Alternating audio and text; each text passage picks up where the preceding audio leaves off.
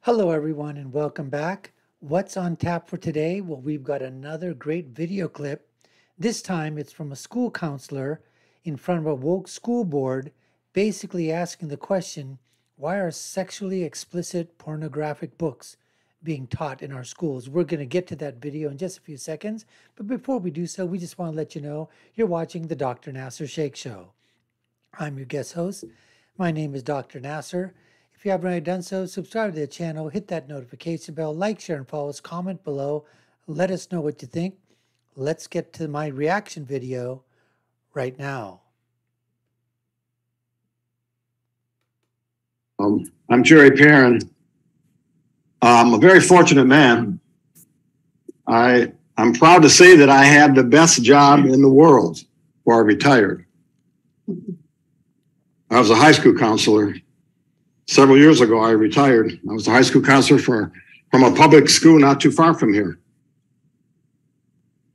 Counselors are great. And I appreciate all the work that these counselors have done. We all agree that we want a safe environment for our children to be able to learn. In my 30 years of counseling, I've been involved in implementing strategies that concentrate on creating a quality learning environment, just like you at Chippewa. And I soon learned that we don't want to give guns or knives available in school for students to settle disputes. We don't provide children with drugs and alcohol at a discount price because they had a bad day at school. We don't have cigarette machines in our halls for students to take a break from their anxiety. And we don't teach students lessons on the enjoyment of being a bully. We don't encourage students to eat whatever they want by providing them with just junk food, chips and fries and Cokes and donuts. All this is available in the adult world. But in school, we strategize to keep our students free from things that could harm them. Why? Because children's brains and bodies are not developed enough to make adult decisions. Amen. That's right. As a teaching institution, we are to provide young minds with the tools they need to make good choices to prepare them for a tough adult world. Now, it's ironic.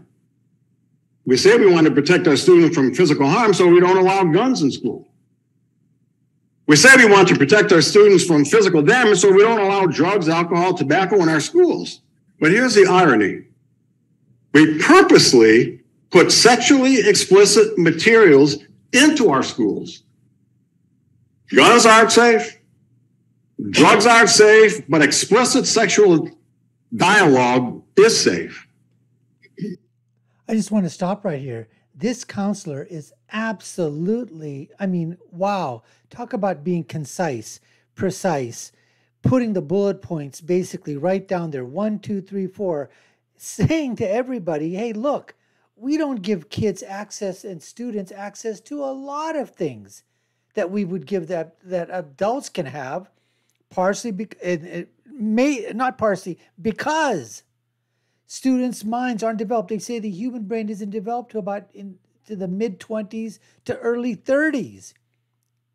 And they said, we don't give them guns, we don't give them drugs, we don't give them, books on how to bully people. We don't do any of that. We don't give them cigarettes. We don't give them wine. We don't give them anything like that. So why on earth would we give them sexually explicit materials, pornographic books to read? Why do we do that? Let's continue. Let me ask you a question. Could sexually explicit material have an adverse effect on children? Yes. Absolutely. My 30 years of counseling experience says yes. My years as a family therapist says yes. The studies I've read say yes. The workshops I've attended for years say yes. Did the embarrassing verbiage we read aloud last week provide our students with the excellence of education we strive for? No. Yeah. So please keep adult books out of our children's libraries. Like guns and drugs, they could cause us harm. Amen. Again, I mean, this guy just absolutely blew me away with what I mean, forget statistics, right? Forget all the other stuff. Just talk about what it is emotionally. I mean, those descriptors that he talked about put images in my mind, put images in a lot of people's minds out there, right?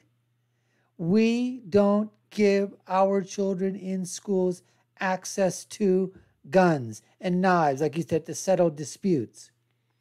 We don't say you're having a bad day, so here's a glass of wine, or here's a beer, a glass of beer.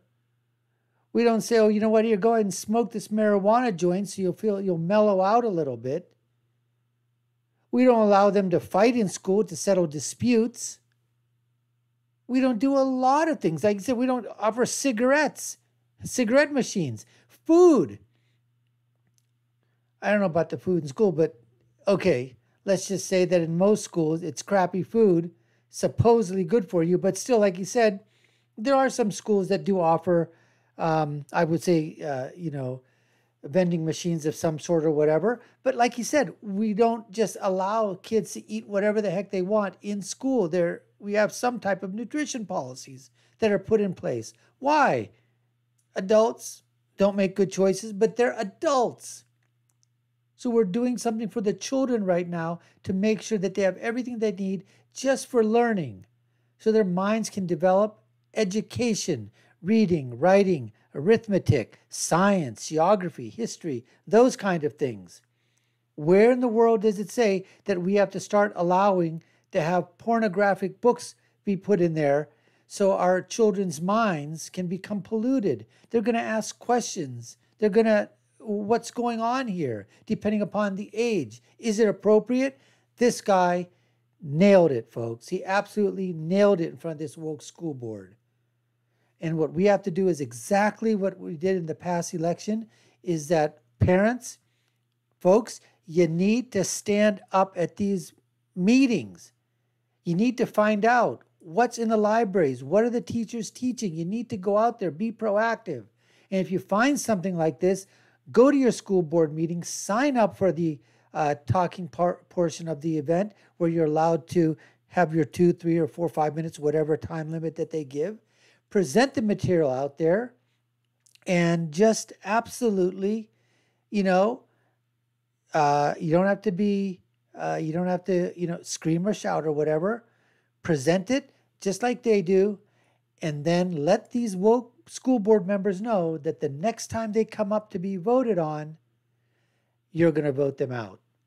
And it wouldn't hurt to find some attorneys in your areas to find out what laws are being broken by giving some of this pornographic material to minors, and see if that might do something. If you can get some attorneys, lawyers in your area to work pro bono, at least to do something, say, we're going to sue civilly and personally every school board member that takes a vote that allows this type of indecent, pornographic, sexually explicit material to be distributed in school.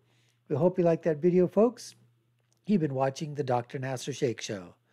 I've been your guest host. My name is Dr. Nasir. Put your comments down below. Hit that subscription bell. Hit that notification bell. Like, share, and follow us.